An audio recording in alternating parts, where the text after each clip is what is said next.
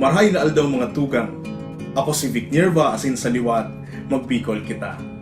Siring sa sinabi ko bago kita nagtapos kan sa tong episode last week, sa edisyon na inikan sa tuyang programa, mabasa kita nin mga obrang Bicol.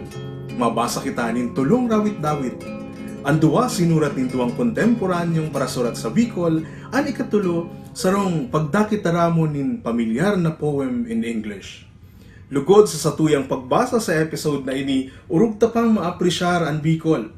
Bako sa nang bilang tataramon na tinataramta sa araw-aldaw, kundi bilang tataramon na nagtatao sa tuya nin kapangyarihan na ipahayag, isipon, iladawan, ruripon, sabuton, irokyaw ang kinaaban asinan universo. Ang inot na rawit-dawit, sinurat nin sarong paratukdo sa Central Bicol State University for Agriculture. Nanalos pasanakan sa iyang libro nin mga rawit-dawit na may titulong Gapo. Ini si Albert Obaita. Basahon taan sa iyang rawit-dawit. An pag-uswag da, kaipuhan nin mahiwas na dalan, para sa gabos na isinakripisyong kahoy sa ngaran kan kauswagan. Nagparasadit na sanaan mga agihan mantang kita gabos nakikilamagan sa mga dalan pasiring sa kauswagan. Anggot ang mga salit na Diyos sa gabos na ulang sa nagparasadit na mga dalan na ini, nagarong mga ugat na pilpil nin taba. Inot, sabi kan mga salit na Diyos, kaipuhan palakbangon ang mga dalan, kaya sa mga inanab na daga kan mga nakaistar sa gilid kan tinampo, kaipuhan nindang anabon giraray, taan pag-uswag daa, kaipuhan nin mahiwas na mga dalan.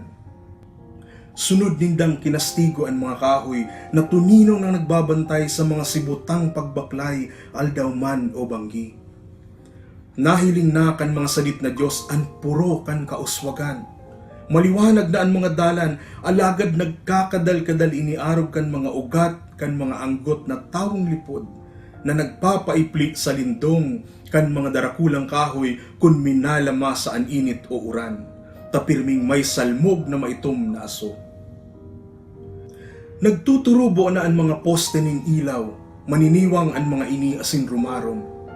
Sa kada pag-agrangay kan mga agrabyadong kasaralitan, luway ang posteng nagtataba. Aru-aldaw ining binubuno ning lamuda asin pagtugalsik. Sa maitom na aso aru-aldaw ining nagtatalubo. Karungan kan pagrambong kan mga poste, diit-diit man na nagluluwas ang mga maalsom na bunga kaini. Sarong aga, napagmataan bilog na syudad. Hali sa halawig na pagkaturog asin gabos na saradit na Diyos nakabiritay na sa mga poste kan ilaw. Marambong ang kada poste, garong puonin mga tubang na akasya na dating nakaraya sa mga sadit na dalan nin kauswagan. An pag-uswag daa, kay puhanin mahiwas na dalan. Sarong rawit-dawit ni Albert Obaita. Ang ikaduwang rawit-dawit na babasahon ta, sinurat kan saro sa pinakaaktibo sa pagsurat sa Bicol. Nagtutukdo siya sa Camarines Sur National High School, asin igwani nagkapirang libro. Ining babasahon ta, hali sa libro niyang pinagro. Estelito Bailon Jacob, Natubong Kamaligan, Camarines Sur. Sa Starry Night ni Van Gogh, aram ko kung paano minamabot kan simong mga bituon na tawanin kolor ang bukid-bukid ko ng mga kahandalan. Nagbabang raw ang bulan sa mga gurumos na dahon kan nag-aaralon kong takot, nagririlikit, nagkukurit, nagtatasok, nagiirarong sa paraksi ko ng daghan. Minumulto ako kan wala toong katotoohan na daragayod kan sako man sanang kapabayaan. Pirong ang mga ilaw sa kapalibutan. Gadan pati bura nin mga talapang, duli-duli, paniki o dawa anunsyo nin rinibong kabarukikikan. Sulamente, higanting sipres ang nagpupulsat sa sakong isipan.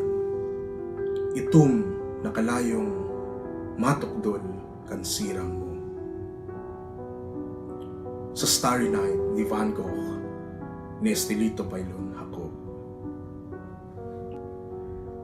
An ikatulong rawit-dawit na babasahon ta, sarong bantog na love poem ni Edward Estlin Cummings o urog na bantog sa ngaran panurat na E.E. Cummings. Iniiyo ang Somewhere I Have Never Traveled, Gladly Beyond, na idinakit ko sa Bicol sa paglaom na mapuga ta an buot ipasabot kan rawit-dawit gamit an satuyang tataramon. Uya an Somewhere I Have Never Traveled, Gladly Beyond, o an sa kung sain na dai ko pa nalalakbay. Sa kung sain na dai ko pa nalalakbay, duman sa dai pa nangaagihan nin mga agi-agi. Ang saindang katuninungan, yaon sa saimong mga mata. Sa mahuyo mong mga hiro, yaon ang mga bagay na minata mong sako. O ang mga dai ko nanggad na makaptan, tasinda labi kaharani. Anhiling mo nanggad magbubuka sa sako, dawa nga ni isinarako ang sakong sadiri, siring sa mga muro. Danay mong pinapabuskat, petalyo sa petalyo, ako, garo pag-abot kan tigrambungan. Nagahapihap abang bansay sarong misteryo sa inot niyang rosas. O kun mo yamong magranipas ako tangan ang sakong buhay, matiklop na abang gayon, abang rikas. Siring sa kung paano ang puso kaining burak, minabuhay sa isip kanyebe, luway-luway, nakalakop, nagkakahurulo.